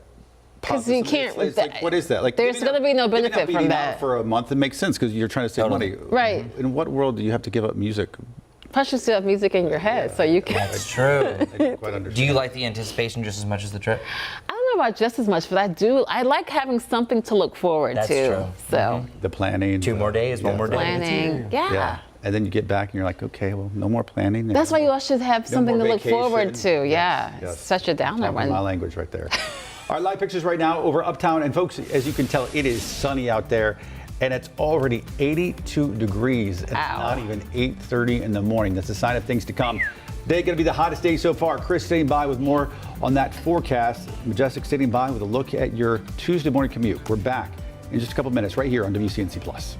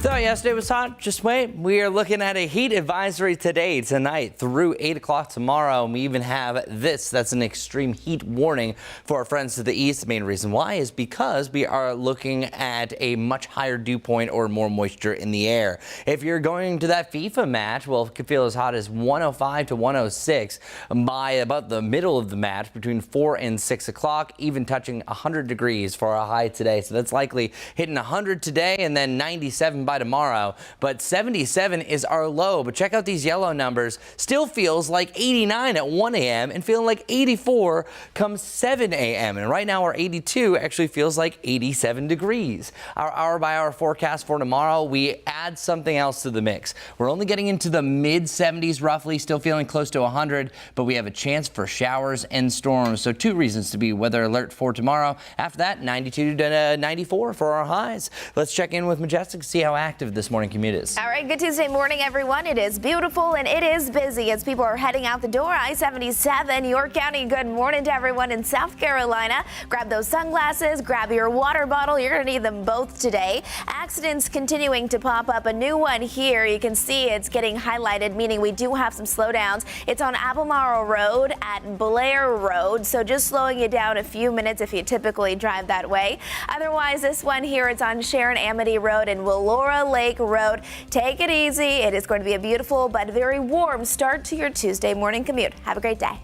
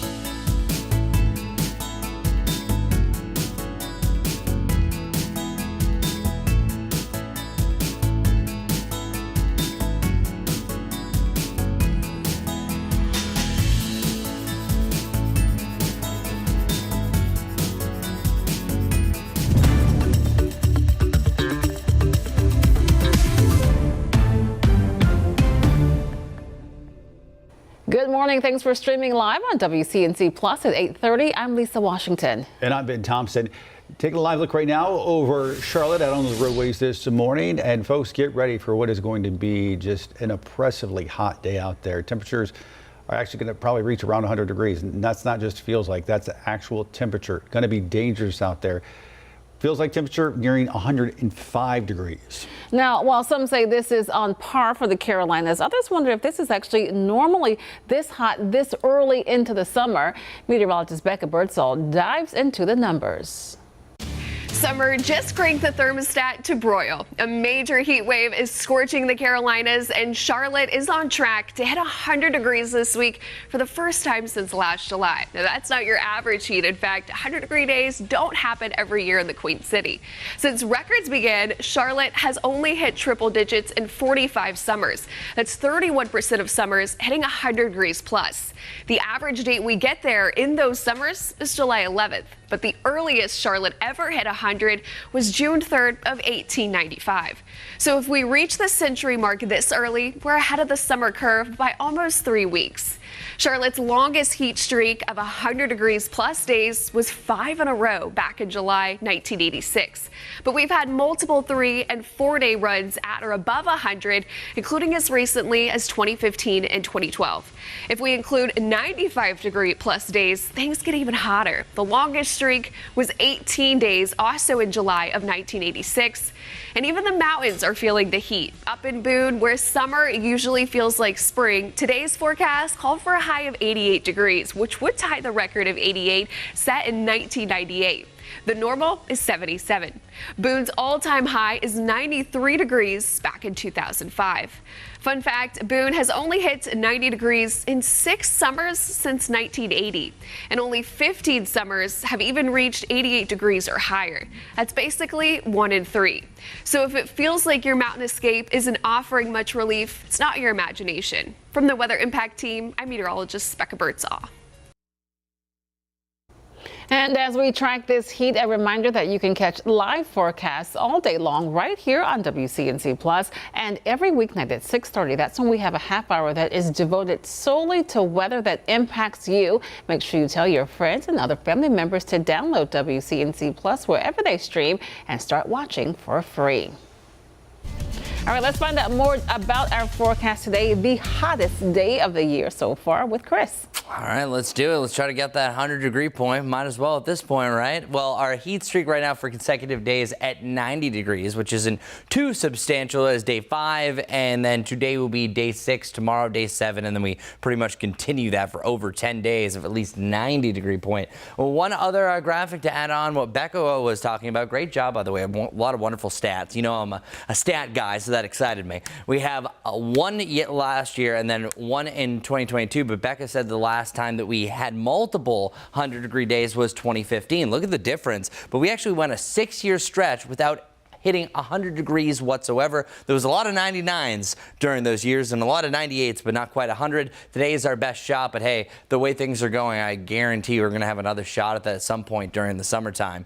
Current temperature, 82. Factor in a dew point at 70 plus. Yeah, it feels like 87. So that means the next update that we get at the end of our hour heading into the Impact Studio here on WCNC Plus, it's going to be feeling like the upper 90s, close to 100 degrees. Yesterday, we hit a peak of 101 at Charlotte Douglas. 98 was the actual high for the day for the temperature. And then our high today will be right around that 100-degree point that we're chasing.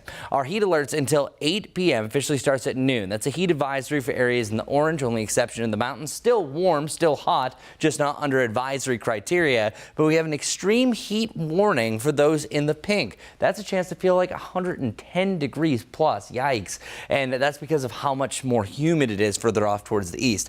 I was mentioning last hour that a lot of the graphics that we have, I've had to kind of shrink the text down because we're not used to hitting 100 degrees that often. It's very rare that you have that many hundreds. Like, look at that, just the Rock Hill covering up Lancaster a little bit. It's usually a 2-digit number. But some areas, actually southeast Charlotte, could hit 101 to 103, depending where you are. Great day to head to the splash pad, but stay weather alert, especially by the time you get to the afternoon. Our peak UV index, this is the most likely hours to burn, by the way, is between about noon to 2 o'clock, so stay cool. Here's a look at our hour-by-hour heat index alone. Yes, we will have a chance of hitting about 100 degrees at 5 p.m. At that hour, you're still going to have enough moisture to make it feel more like 106 degrees. Most of the afternoon feeling like anywhere from 99 to 104 for the most part.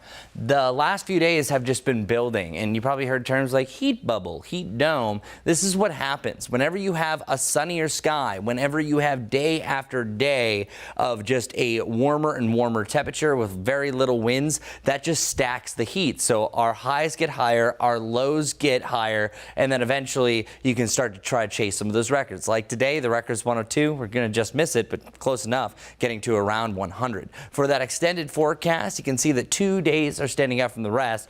One for tomorrow, though, is special because we're weather alert for the heat, because it could feel as much as 104 to 105 once again, but we also have the threat for severe storms. I'll break that down in a little bit more detail for our double threat weather alert day, but first we have to see if there's any threats for your morning commute with Majestic. Good morning, everyone. Well, we have minor accidents that are continuing this morning. A live look outside. It is surely a beautiful start to your Tuesday. You can see I-85 here at Statesville Ave. People are definitely up and at 'em as they're starting their day. You can see, though, my map is starting to still become quite impactful. A lot of accidents that are still ongoing. This one is my newest one. It's on I-77. Actually, it's on Nations Ford Road near I-77. So just be mindful of that. I'm going to continue to watch it, as that's typically an area where we see congestion, whether there's an accident or not.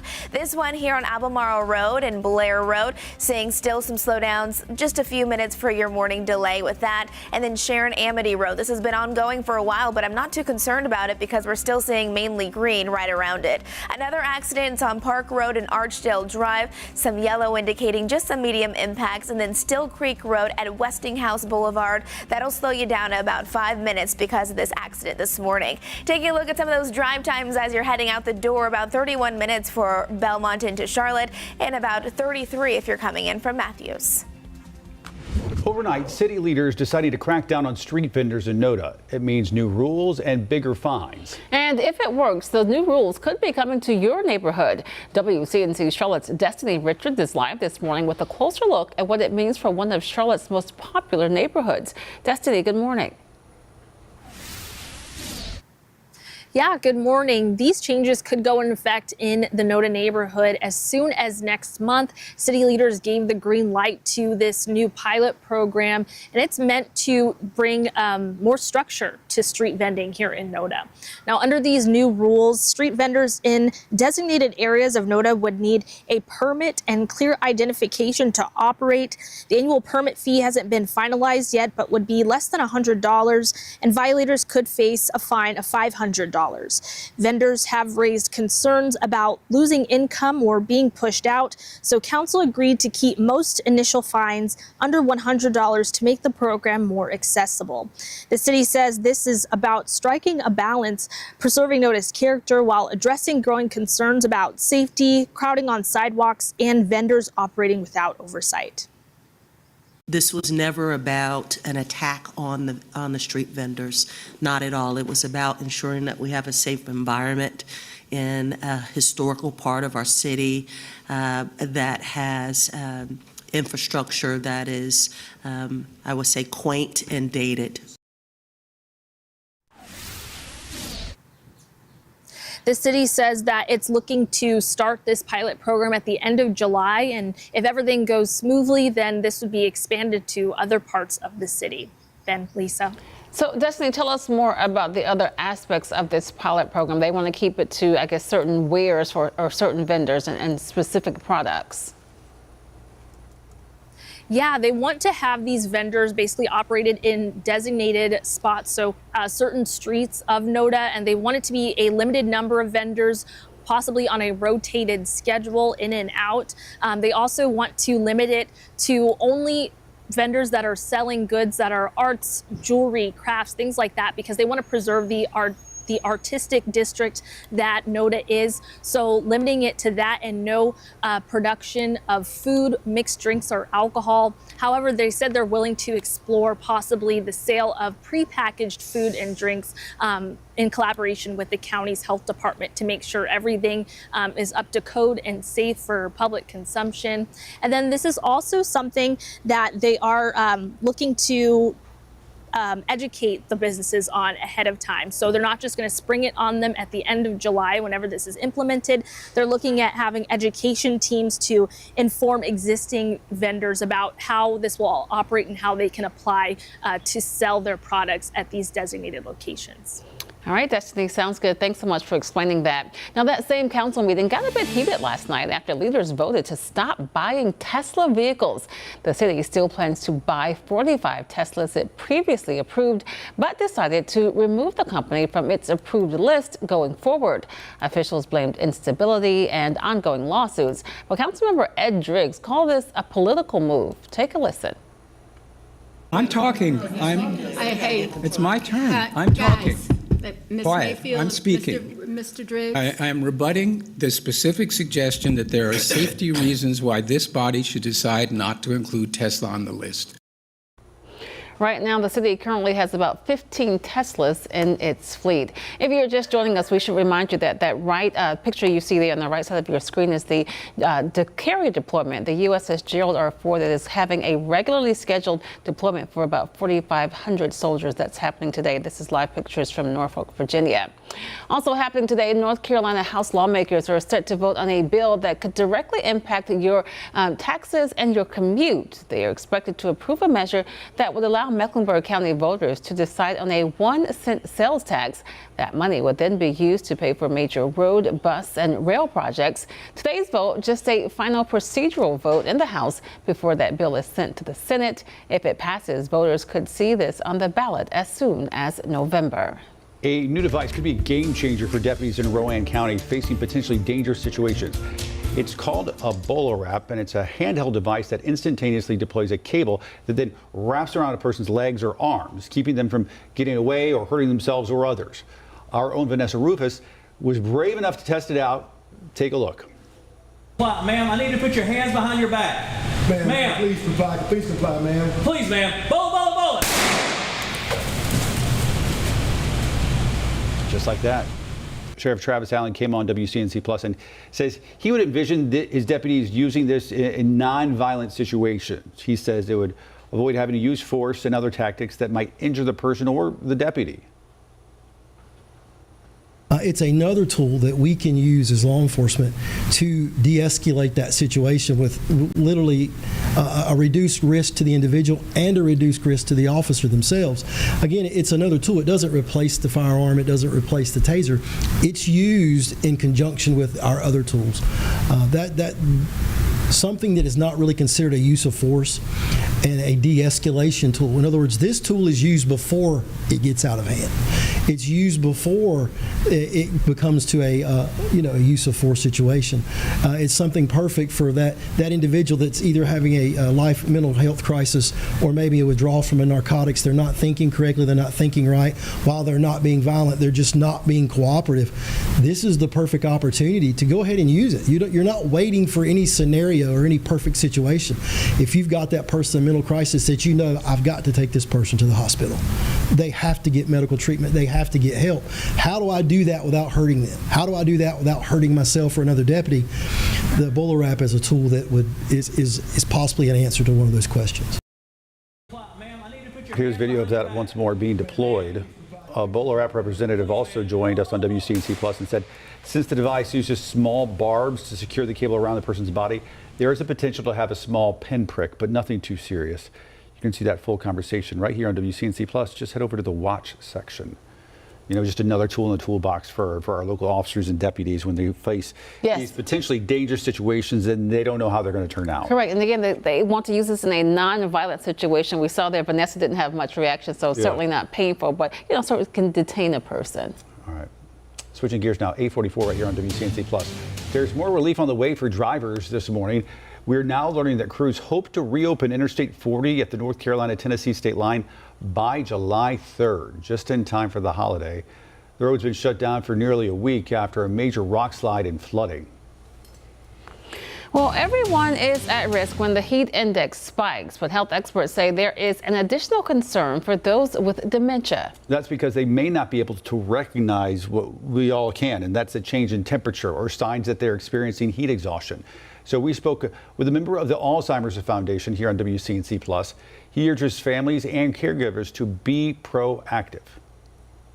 Wandering is often an expression of an unmet need, so make sure that their basic needs are being met. Do they have food? Are they drinking? Do they need to use the restroom? Paying attention to details like that can help prevent wandering, as can also having stimulating activities in the home, because oftentimes, especially if the person was very active before the onset of dementia, they may want to go outside for a sense of stimulation. They may want to feel a sense of purpose. So have activities in the home where it's safe, where it's cool, that they can do. Experts also say it's important to have medical information readily accessible. They recommend having a recent photo of the person and a list of destinations they like to frequent to help first responders when they're first getting there on scene. Right now, Mecklenburg County has resources available to help get people out of the heat. Cooling stations now open. The Roof Above Day Services Center opened just about 15 minutes ago, and it stayed open till 4 o'clock this afternoon. Block Love Center, it opens up in about 90 minutes and is open till 7 p.m. tonight. And then the Relatives, it's open for young adults starting in just about 15 minutes up until 5 o'clock tonight. Recreation centers, spray grounds, they're also available if you need them. And Charlotte Area Transit, CATS, is going to provide free rides to all of those locations. And you can find a full list of those locations and their operating hours right now inside the WCNC Charlotte mobile app, or scan the QR code right there on your screen and click the story in our featured section.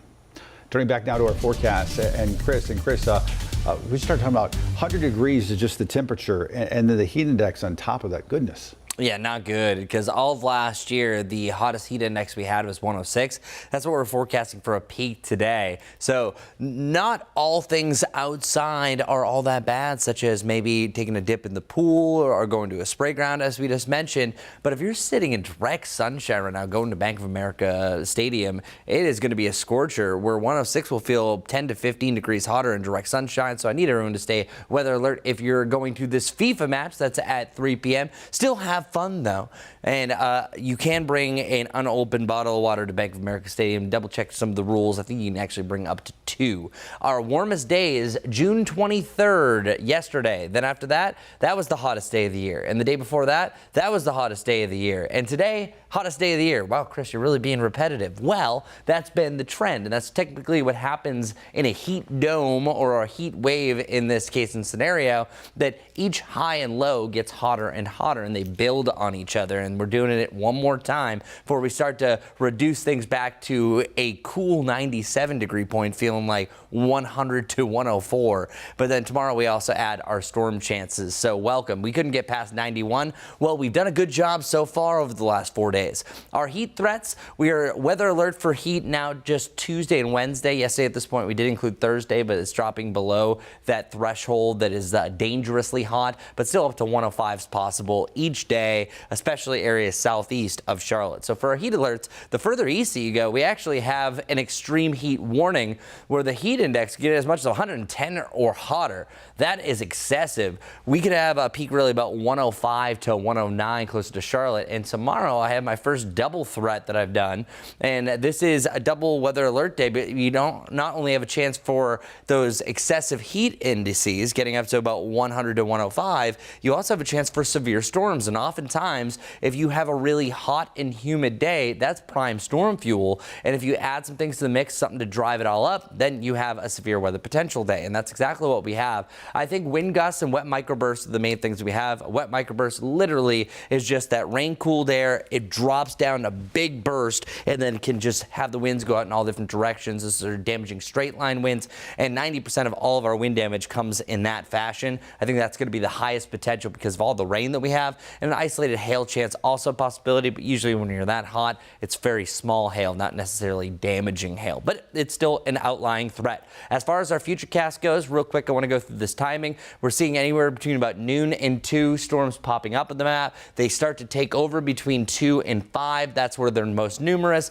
and that'll continue into the evening. Any one of these could be slow moving, allowing for some excessive rainfall, frequent lightning, and of course those damaging winds should be out of here after the sun sets to about 10 o'clock, and we have a slight chance for a storm popping up on Thursday, but definitely double alert for tomorrow. As for right now, let's see if you need to be alert for your morning commute with Majestic. Good morning, everyone. There's a live look outside I-85 at Graham Street. It is beautiful, but boy, it is busy. Lots of people starting their day and heading out the door. A few things you'll want to know if that is you. Look at my map. We have multiple accidents that are currently ongoing. I want to walk you through really about 3 to 4 of them because there are several, but this one here, it will be impactful if you're heading inbound on Independence near exit 245. There was an accident there. That's Windover Road, so that's slowing you down about 5 minutes right now. Just off to the east, continuing to follow this one carefully for you. It's on Albemarle Road and Blair Road. Not seeing any significant impacts, but you might notice that there's a wreck there and cars are still able to get around it, but it's going to slow you down just a few minutes. This one here is on Old Concord Road at McLean Road. Seeing some of those backups starting to build as we do have that crash. And then the final one that I want to let you know about, it's on Nations Ford Road near I-77. So we're not seeing significant backups on Nations Ford Road. It's just really that typical slow and go on I-77 right now. We'll have more on your traffic updates all coming up in a few.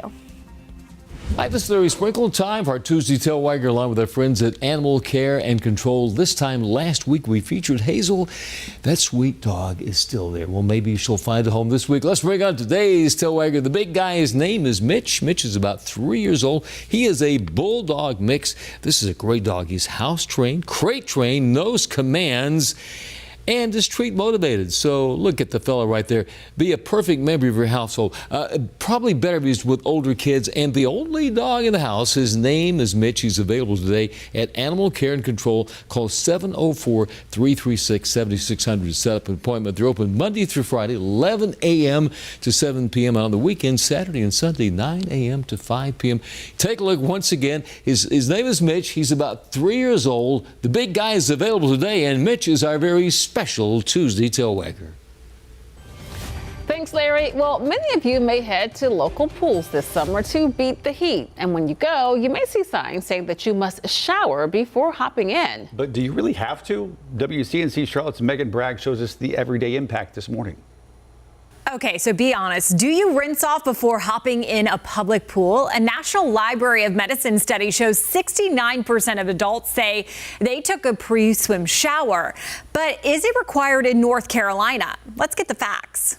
The CDC states the most common swim-related illnesses are diarrhea, skin rashes, swimmer's ear, flu, and irritation of the eyes or respiratory tract. To help prevent that, the CDC suggests rinsing off in the shower to remove dirt, germs, sweat, and cosmetics from your body. If you don't shower before you go into a pool, it makes that chlorine or that bromine work even harder. The North Carolina Department of Health and Human Services says in North Carolina, public pools are required to have signs around the pool directing pool users to shower before entering the pool. But actually requiring a shower is not required. It's not required by law to shower before going in a public pool, but it is heavily recommended. However, the law does require a shower for people entering a spa or hot tub. It also prohibits oils, body lotion, and minerals in the water. Megan Bragg, WCNC Charlotte.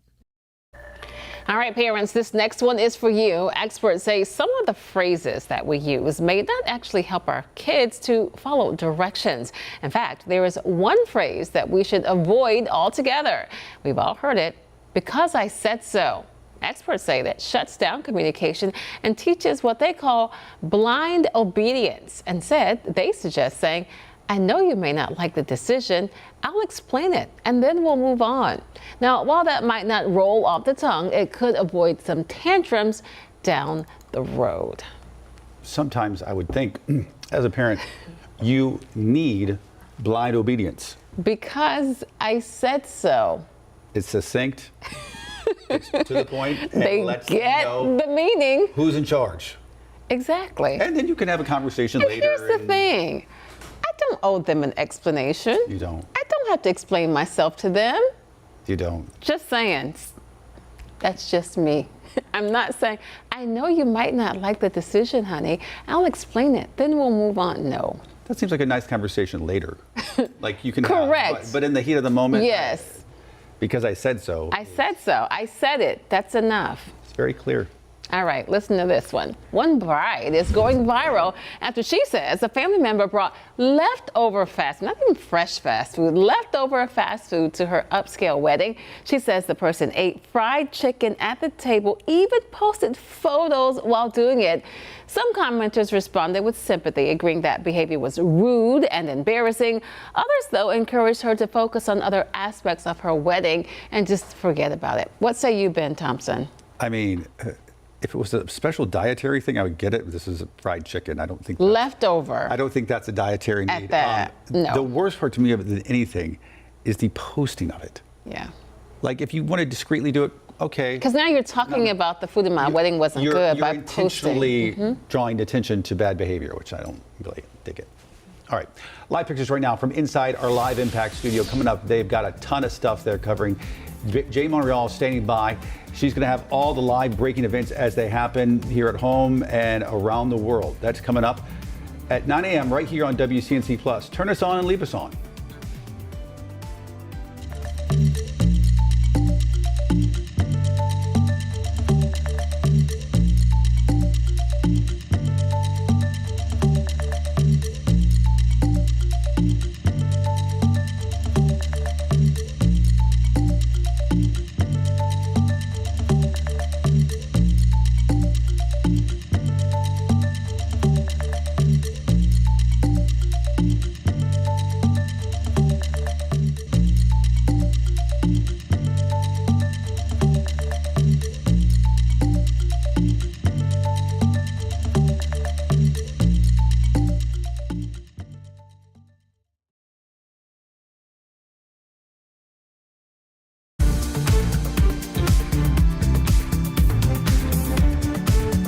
Whew, 85 feels like 91 degrees already. Welcome to the hottest day of the year. 100 degrees, the only day that we're forecasting to hit the triple digits, and we'll already start to feel like the triple digits by the end of the morning. That real feel fluctuating from 100 to 106 through the course of this afternoon as we venture close to that centennial mark. As far as how we're going to feel over the coming days, we are weather alert for the heat today and tomorrow. Still around 100 on Thursday, but then feeling a little bit better after that. Our 7-day forecast, weather alert for storm chances tomorrow as well, lower to the mid-90s heading through the weekend. Majestic. All right, good morning, everyone. It's a beautiful but very warm, kind of hot start to the day. I-77, it is busy outside as people are heading out the door, starting their day. You can see I-85 here. This is at Graham. Now, we do have multiple accidents that are ongoing. A lot of them are bringing minimal impacts, but this one could be a bit concerning if you're taking Independence inbound. There's a wreck there on exit 245 at Windover Road. That's going to slow you down about 5 to 10 minutes. Take it easy. Have a great day.